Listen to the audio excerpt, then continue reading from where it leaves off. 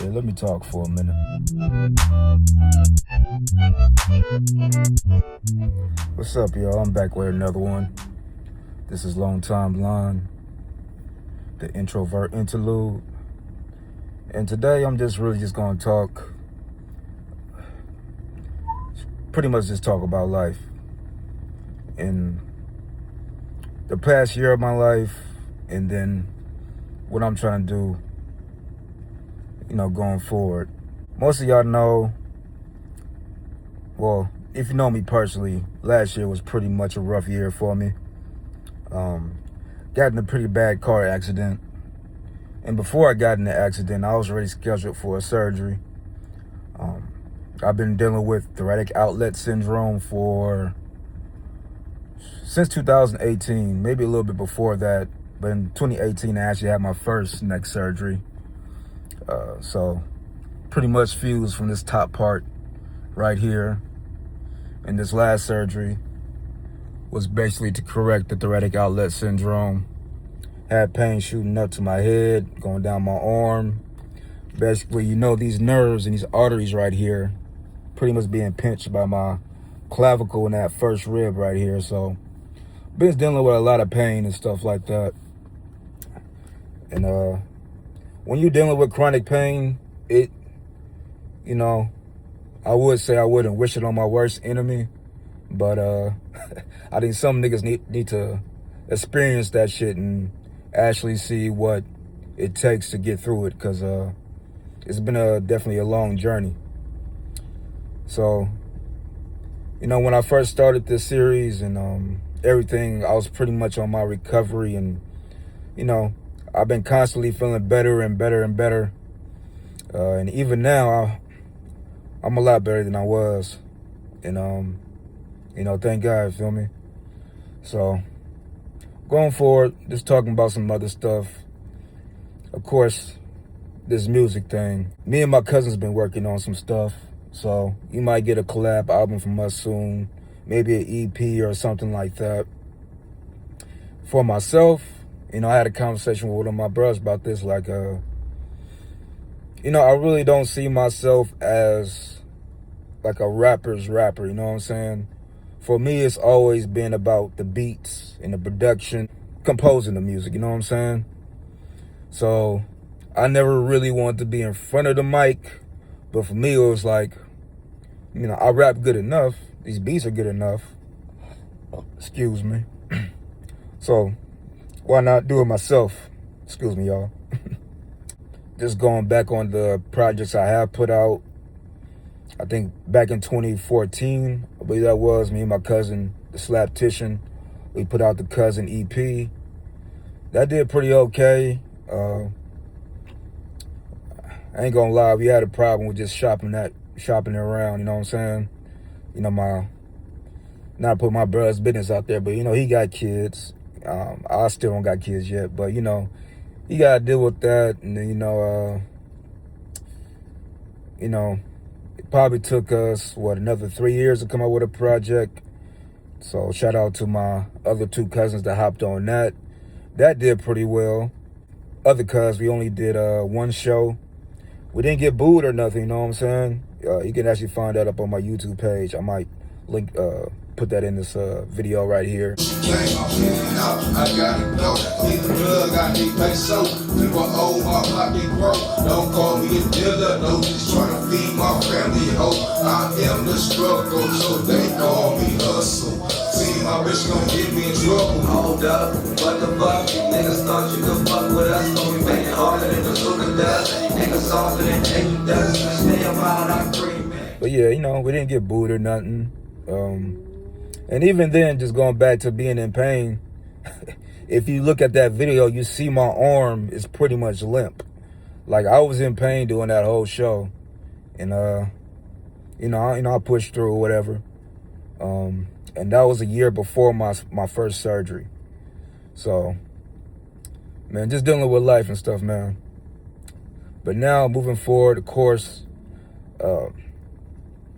I'm trying to get all new software, hardware, get more mobile, so I don't have to be on the computer. I don't have to be at home. I can be in this car just making my beats, Somebody wants a beat, I'll pull it up, you know, you know what I'm saying? There go your beat. And, you know, I be seeing producers on YouTube, they, you know, they pretty adamant about selling their beats and, you know, put it on a distribution center or whatever.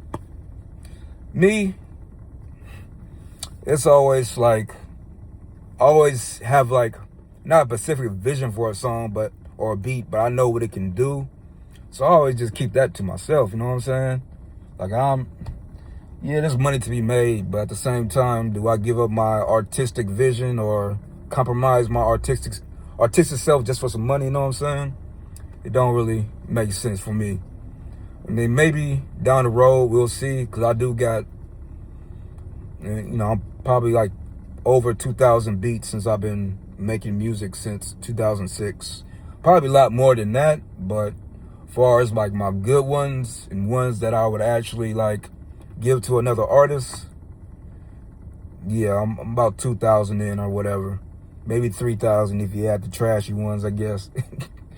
And actually, they ain't really even all that trashy, honestly. If I had like the file so I can get back on it, get back and, you know, edit it, but I lost a lot of music along the way. I'm pretty sure a lot of y'all producers can understand or relate to that, you know. But yeah, you know, I was gonna do a video, you know, my musical regrets and why I won't stop making music. So let me just incorporate it into this video right here. I did have my handy dandy iPad with me, but I don't know, this thing probably still charging or probably dead on me. Yeah, this thing's dead. Yeah. But, you know, I'm just go off the head with it. When it comes to musical regrets, probably just not having, boy, that's probably the main thing, just not having enough confidence in myself to do what I want. You know, just going off light shit, you know, you be in relationships and, you know, if you know me with relationships, I always be, you know, I'm lover boy pretty much. So, you know, all into that. I never really been too much of a player per se, but, you know, that kind of thing got in the way. Not sticking to being more of a producer than actually trying to rap. Because I feel like, you know, rapping with other artists that, you know, that are not family, I feel like they kind of see me as little, I don't know, sure they see me as competition. Maybe they just see me as just straight trash or whatever. But, you know, once I start rapping, it's like, oh, this nigga is a rapper. So this nigga got to treat this nigga on some rapper shit, not just a producer anymore, you know what I'm saying?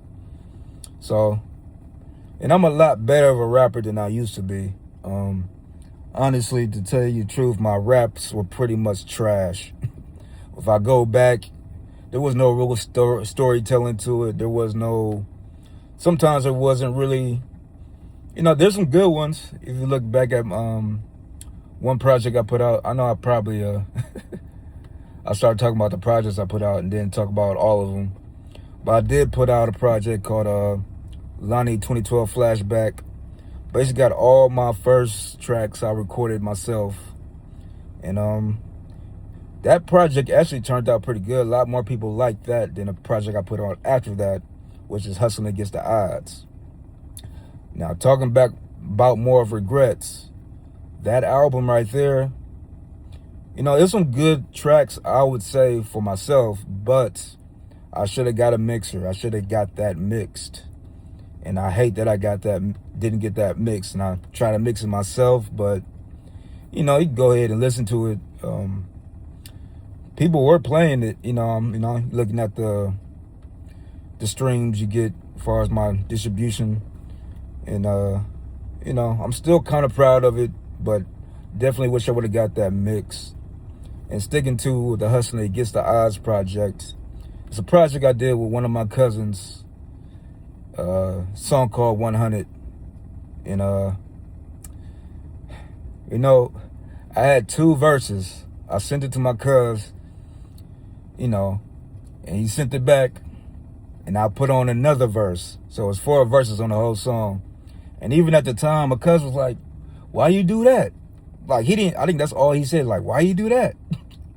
So, yeah, I mean, that last verse wasn't, you know, it could have been probably rewrote, or I probably could have used it for something else, but letting that song be what it was with just my cousin ending it off, that's kind of a little regret, you know what I'm saying? And going back just a little bit more to the first Cousin EP we put out, there was a track called Chatterbox. Chatterbox, man. Now, I got my big bruh, the Slaptician, on there. Another artist I've worked with a lot, ST Spittin', he's on there. Young Junior. Man, I should have just let them have that track. My cousin Slaptician actually produced it, so I didn't, I should have just left it to them. So me putting on my verse for that song, it made the song longer, of course, and them niggas definitely outgassed me on that song. So definitely should have just kept my mouth closed on that one.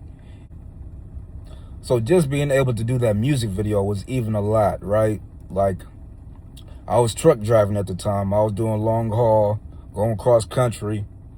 And I know the video was coming up. I know we wanted to do a music video for it. So, I'm hitting up everybody, making sure everybody can make it when we won't. I'm over the road. I had to schedule a whole thing with the company I was working for. Because I think at the time I was coming from like Florida. So I drove from Florida with my partner at the time, my driving partner. Drove from Florida to LA. Had to wait around to find some other driver that was hitting towards the Bay and hitchhiked to ride with him all the way to Benicia, to where my mom and my sister picked me up. And there's a picture of that. You see me in the driver's seat. I'll probably put it in the video at that time. So yeah, all that to get that done. And let me remind you, I didn't get no sleep. I didn't get no sleep. I remember driving back with ST Spittin', and he was like, man, what you about to do after this? I'm like, I don't know, man. I'm about to go chill. Well, I dropped him off. I went straight to my mom's house and passed out. I was so tired. So just to say, like, man, I probably still could have been there for the video, but they didn't need my verse. So, I guess as far as musical regrets, that's really it. Ain't really nothing too serious. Overall, I just wish I had some more confidence, you know what I'm saying? And like I said, now that I'm feeling a lot more better, I'm really trying to be out here. You see my boy not shaved or nothing. I got, my regular 9 to 5 tomorrow. We'll see how long that lasts, you know what I'm saying? Because I'm trying to really get out here, just even make some more money other places, pretty much, you know what I'm saying? Because I'm getting by, I'm getting money, whatever, but I need to get more. A nigga got a wife to support, so I gotta look out for her well-being as well. And she definitely supported me on this music thing too, and I really appreciate that. So yeah, musical regrets, that's pretty much it. Now, why I won't stop making music? Because I'm raw as fuck. I'm dope. I'm a raw motherfucker. No, but for real though, when it comes to samples, back in 2017, I'm pretty sure some of y'all might be familiar with Expressions College. So I went there for about a year and a half. I didn't finish, whatever. But the only 2 classes I did good in and got straight A's was music theory. And I take a whole lot of pride in just, man, if I knew music theory back when I first started, man. And I don't know, maybe I will link like a track before and after I learned music theory, just so y'all can just tell the difference, because I definitely learned a lot just from that. And even about 2 years ago, I put out a music theory book. I definitely still want to put out a longer one, one that's more in depth into music theory and how I understand it and how I use it to make music nowadays. Let me know if y'all interested in that book. I have started on it, but I just need to finish it pretty much. So that's one thing. Yeah, man, I don't plan on stopping making music. I am 35 now. I'm not the young nigga I used to be. You know what I'm saying? But just going even off this year or the last 2 years of just rap in general, right? Of course, it fell off the charts. Nobody's too enthused with rap. It definitely got too oversaturated. Too many, not to shit on anybody, but, it was a whole lot of clown shit going on for sure. You know what I'm saying? And I've always taken this music thing seriously, so if I put out a whack track, let me know, because I definitely don't plan to, I'll tell you right now, me and my cousins, we got one that I think is really going to pop off. I was listening to like the top 10 songs on Apple Music, and, that was cool, whatever. But I played our song right after that, and I'm like, told my cousin, like, man, we got one right here for real. And, everybody that has listened to it, my wife, my cousin's girl, what, they all feeling it. So, we'll see what happens there. Like I said, when you're working on a group project, of course, you got to think about everybody else. And that always took time. Like, when I say I wish I could have pushed those cousin projects a little bit more forth, niggas be struggling going through life pretty much, you know what I'm saying? And, pretty much is what it is. So I know this is a pretty long video here. I think I'm going to go ahead and stop it. I'm trying to do these probably weekly or probably bi-weekly. Like I said, I'm pretty much an introvert. I don't really talk too much unless somebody's talking to me.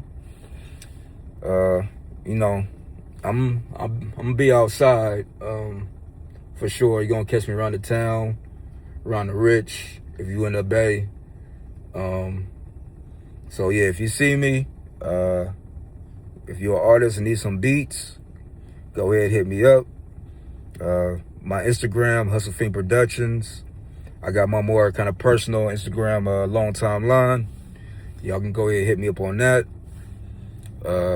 Even if you out the States, wherever, want to work, I got beats, I got music. I got to see about putting up some, I'm sensitive about putting up my newer music. So it's like, I don't want to give away the sauce. I don't want to show the sauce, the secret recipe like that. You know what I'm saying? So, yeah. Well, anyway, man, this has been Long Time Lon, the Introvert Interlude. Hey, I'll see y'all next time, all right?